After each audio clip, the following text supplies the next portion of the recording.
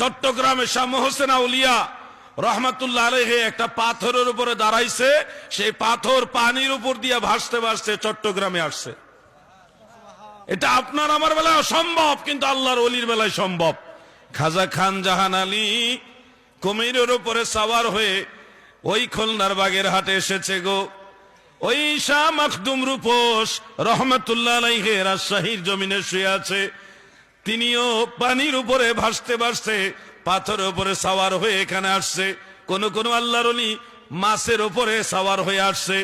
আমাদের সিলেটে মৌলভীবাজার জেলায় একজন আল্লাহর ওলি আছে, 360 আউলিয়ার একজন, হযরতে সৈয়দ শাহ মুস্তাফা বাগদাদি আল হাসানি ওয়াল হুসাইনি রহমাতুল্লাহ আলাই। জাননি গো, এই সৈয়দ শাহ মুস্তাফা বাগদাদি আওলাদে রাসূল, তিনি এসে যখন ইসলামের শত্রুদের সাথে যুদ্ধ করার প্রয়োজন হয়েছে, তখন তিনি একটা বাঘকে ডাক দিলেন, তুমি এদিকে আসো। আল্লাহর ওলির ডাকে বাঘে নত হয়ে ওনার সামনে আসলেন। একটা সাপকে ডাক দিলেন, তুমি এদিকে আসো। লম্বা এক সাপ, আল্লাহর ওলি সৈয়দ শাহ মুস্তাফা বাগদাদি রহমাতুল্লাহ আলাইহি সাপটাকে হাতে নিলেন, চাবুক বানাইলেন, বাঘের উপরে সাওয়ার হইলেন। এই জন্য ওনার একটা লকব হলো শের সাওয়ার চাবুক মার।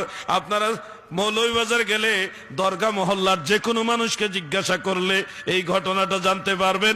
বাঘের উপরে সাওয়ার হয়ে লম্বা সাপকে চাবুক বানাইয়া আল্লাহর এবং আল্লাহ রসুলের দুশমনদেরকে তাড়াইয়া মৌলভীবাজারের জমিনে কালেমা তাইয়্যিবার দাওয়াত দিয়েছে আল্লাহর আউলিয়ারা।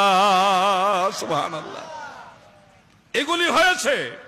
আপনার কাছে মনে হবে আমরা হয়তো পীর মুরিদি এই বিষয়টা বোঝানোর জন্য, আমাদের পক্ষে বোঝানোর জন্য আপনাদের বলছি, না ভাই, আপনারা ইতিহাস, ইসলামের এই 1400 বছরের ইতিহাস তালাশ করে দেখেন। আল বেদায়া ওয়ান নিহায়ার মধ্যে উল্লেখ, হযরতে সাদ ইবনে আবি ওয়াক্কাস রাদিয়াল্লাহু আনহু তিনি এক বাহিনী নিয়ে যাচ্ছিলেন আফ্রিকার দিকে। তো পথিমধ্যে টাইগ্রিস নদী পড়ল।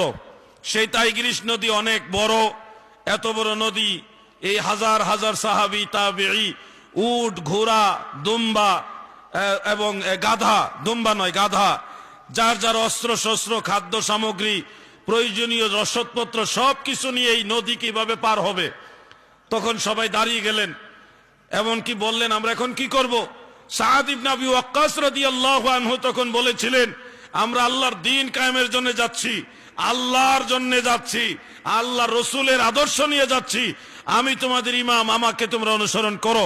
বলেই যারা উটের উপরে ছিল তারা উটে, যারা ঘোড়ার উপরে ছিল তারা ঘোড়ায়, যারা গাধার উপরে ছিল তারা গাধায়, যারা পদাতিক বাহিনী ছিল তারা পায়ে হেঁটে আল্লাহর রসুলের সাহাবী হযরতে সাদ ইবনে আবি ওয়াক্কাস রাদিয়াল্লাহু আনহুর সাথে রওনা দিলেন।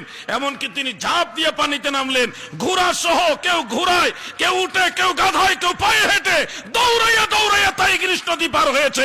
একটা লোক নদীতে ডুবে নাই। সুবহানাল্লাহ বলেন।